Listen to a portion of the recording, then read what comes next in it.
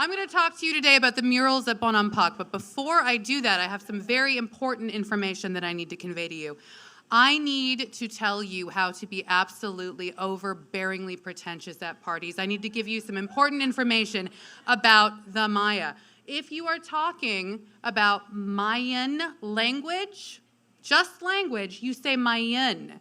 If you are talking about anything else, art, architecture, hieroglyphics, the ball game, I don't care. You say Maya, not Mayan, which means any media that you consume that's pretending to tell you anything about anything. If they say Mayan and they're not talking about language, academically speaking, fucking trash.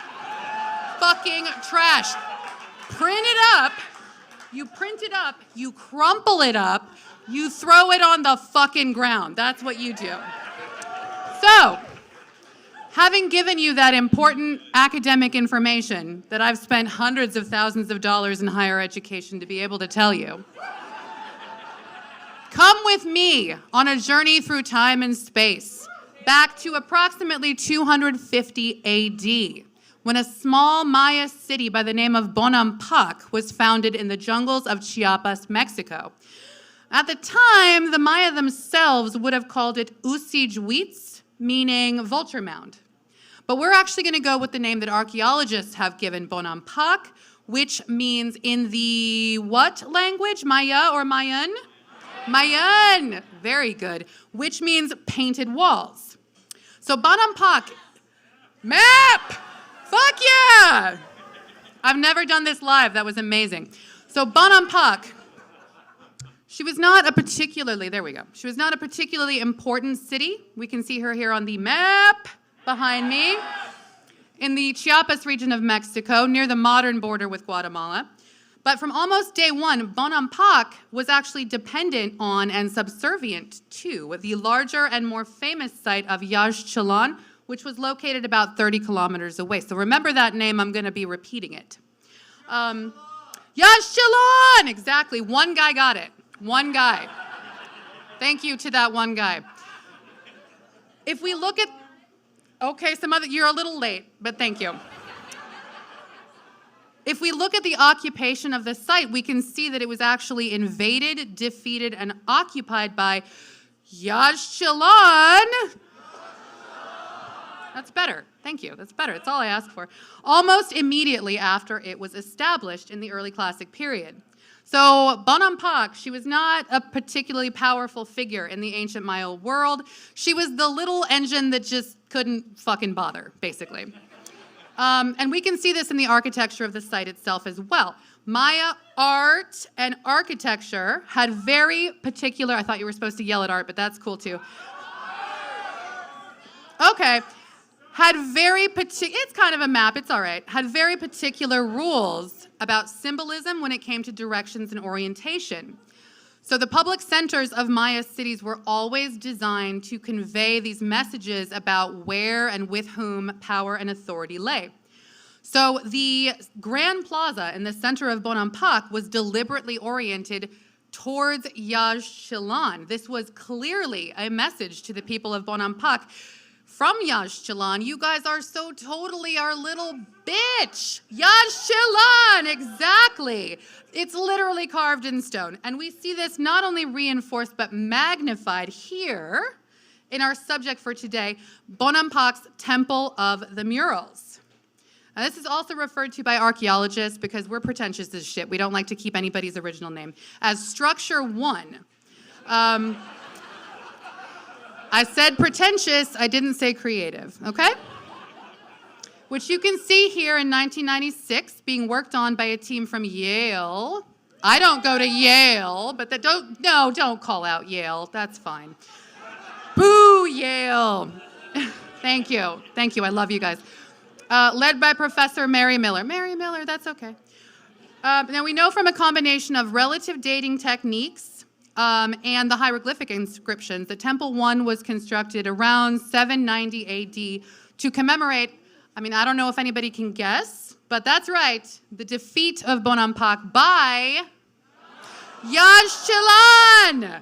Exactly. Thank you very much. Each room commemorates a different aspect of that defeat, and the 3 rooms are meant to be viewed chronologically. But it's the second room that has this breathtaking detail that reveals what warfare was like for the ancient Maya.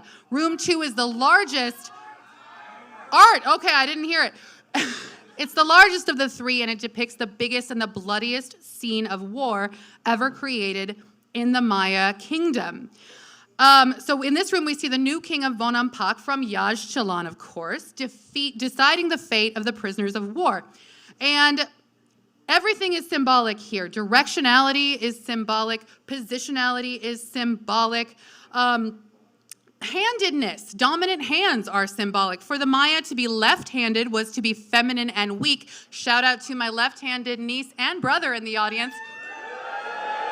What's up, pussies? What's up? Anyway, so all the winners of the battle are depicted right-hand dominant, while all the prisoners of war are gesturing with their left hands. And we can see this here again in another view from room 2. The head bitch in charge of this scene is clearly the figure in leopard print in the middle. He has his own little room made of hieroglyphics around him, and he's holding the spear with his right hand, while all of the prisoners are in positions of supplication, gesturing with their left hands. We also see that they are bleeding from their fingers because their fingernails have been ripped out. Now, the team from Yale was not the one that first discovered the murals at Bonampak. This was actually discovered by an armchair archaeologist named Giles Healy. I like to have pictures to go along with my facts. I couldn't find the real dealy Healy, so I went with how he's been described, which is basically Bertie Wooster. Because Mary Miller described him as a bounder or a cad who spent World War II hiding in the Mexican jungle, just vaguely hoping to find some cool shit, and running away on archaeological missions when his marriage was in trouble or he had a troublesome auntie. So, Bertie Wooster. He discovered Bonampak in 1946 in that a Le Condon Maya man took pity on him and dragged his dehydrated white ass to it to see it. But before Healy's photographs, especially of room 2, it had been thought that the Maya were these forest druids, basically, who knew nothing of violence or warfare and lived in peace and harmony. So listen. This was shocking to the archaeological community. Explorers clubs around the world erupted in chaos. Pith helmets were hurled to the floor like some kind of shockingly violent game of cornhole. It was insane. So this rewrote everything we thought we knew about the Maya, and it was just the tip of the iceberg. We learned something from this point forward about human sacrifice in the Maya world, which, to be fair, for the Maya, typically took the form of auto-sacrifice, non-lethal auto-sacrifice. Here we can see a reproduction of one of these rituals by Lady Shok, the queen of Salon, who is drawing a knotted rope through an incision made in her lip. And each knot that would go through the lip, her drops of blood would fall on the floor, symbolizing rain. Now, this was a fairly typical form of auto-sacrifice for powerful Maya women, and Maya men also did auto-sacrifice. They didn't use the lip, though. Because what had happened was that Maya men had a different form, and boom goes the dynamite. Basically, Maya men just took a straight stingray to the dick if they wanted to do that. Is it too soon? Is it too soon, maybe? Well, you know what? Then you're gonna hate this, because honestly, I don't know what's wrong with me. I'm a fucking monster. I'm sorry. Anyway, it didn't happen. It's gone. All right? It's gone. It's gone. We're safe. It's done. We're safe. We're back in room 1 of the temples with this art that doesn't depict fingernail bleeding or stingray dick punching or anything like that. It's just a nice little parade. Some shit's gonna happen in the future, but we're not there yet. It's okay. So join me in raising a glass right now. Everyone, now, okay, to the murals of Bonampak for shaking up the Bertie Woosters of the archaeological world and showing us the good, the bad, the bloody, and the stingray dick punches.